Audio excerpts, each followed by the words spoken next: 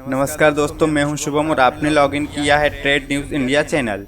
भारत के इस रॉबिनहुड को सलामी देने के लिए आज भी 2 मिनट रुकती है हर ट्रेन। मध्य प्रदेश के रॉबिनहुड और अंग्रेजों से आज़ादी के जननायक टंट्या मामा भील के मंदिर के पास से गुजरने वाली हर एक ट्रेन 2 मिनट सलाम करने के लिए रुकती है। ऐसा कहा गया है कि अंग्रेजों ने टंट्या को फांसी देने के बाद उनका पार्थिव शरीर पाताल पानी के कालाकुंड रेलवे ट्रैक के पास दफन कर दिया था। लोग कहते हैं टंट्या मामा का शरीर तो खत्म हो गया, लेकिन वे आज भी इन जंगलों में उनकी आत्मा वास करती है। इस घटना के बाद से लगातार यहाँ रेल दुर्घटनाएं होने लगीं। लोग इन हादसों के शिकार होने लगे। लगातार होने वाले इन हादसों के कारण आम आदिवासी जनजातियों ने यहाँ टंट्या मामा का मंदिर बनवाया। तभी से यहाँ हर ट्रेन का ड्राइवर ट्रेन को रोककर सलामी देता ही है और यहीं से यह रिवाज शुरू हो गया। तब से लेकर आज तक मंदिर के सामने हर रेल रुकती है और टंट्या मामा को भावपूर्ण श्रद्धांजलि देने के बाद अपने गंतव्य तक पहुँचती है। हालांकि रेलवे का तर्क कुछ अलग कहानी कहता है।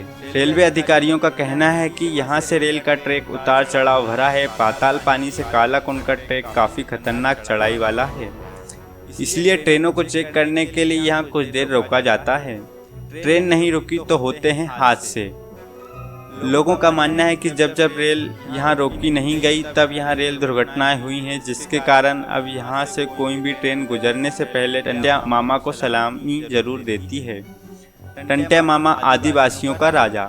लोगों की माने तो खंडवा जिले में पधाना तहसील के ग्राम बड़दा में सन 1842 के करीब भाऊ सिंह के यहाँ टंट्या का जन्म हुआ।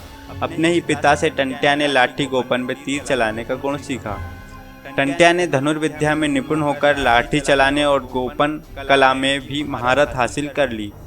किशोर अवस्था में अंग्रेजों के साथी साहूकारों और जमींदारों के अत्याचारों से परेशान होकर वह अपने साथियों के साथ जंगल में अलग रहने लगे। उनकी लोकप्रियता।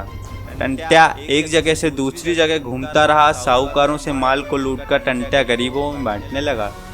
लोगों के सुख दुख को अपना सुख दुख समझने के अलावा गरीब कन्याओं की शादी करना, निधन भय असहाय लोगों की सहायता करना, इससे उनकी लोकप्रियता बढ़ती गई, जिससे वे लोगों के दिलों में घर कर गए, जिससे उनको पूजा जाने लगा। जमींदारों और साहूकारों से धन लूटकर गरीब लोगों में बांटने के कारण वह आदिवासियों का रॉबिनहुड बन गया। हम आपको बता दें कि रॉबिनहुड विदेश में कुशल तलवारबाज और तीरंदाज था, जो अमीरों से माल लूटकर गरीबों में बांटता था। होशंगाबाद से खंडवा के जंगलों तक था प्रभाव। होशंगाबाद से सतपुड़ा जंगलों से लेकर मध्य प्रांत, सीपी क्षेत्र, खानदेश, महाराष्ट्र के पर्वतीय क्षेत्रों के अलावा मालवा के पथरी क्षेत्र तक फैल गया। टंट्या द्वारा निधन अकाल से पीड़ित लोगों को सरकारी खजानों की रेलगाड़ियों को लूटकर अनाज बंटवा दिया। मामा के रहते कोई गरीब भूखा नहीं सोएगा, ऐसी सोच और विश्वास आदिवासियों और भीलों में पैदा होने लगा। पुलिस की गिरफ्त में आने के बाद अंग्रेजों की नाक में दम करने वाले टंट्या मामा गरीबों की लोकप्रियता के कारण उनका जन समर्थन काफ़ी बढ़ा था।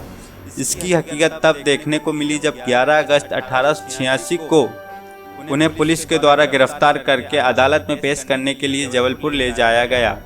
इस दौरान टंट्या मामा की एक झलक पाने के लिए जगह जगह लोगों का जनसैलाब उमड़ रहा था, जिसके बाद 19 अक्टूबर 1889 को टंट्या को फांसी की सजा सुनाई गई और महू के पास पाताल पानी के जंगल में उसे गोली मारकर फेंक दिया गया।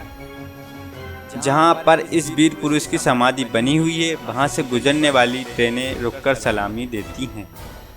ऐसी ही रोचक जानकारी, क्रिकेट, राजनीति और खबरों के लिए सब्सक्राइब कीजिए आपका अपना चैनल।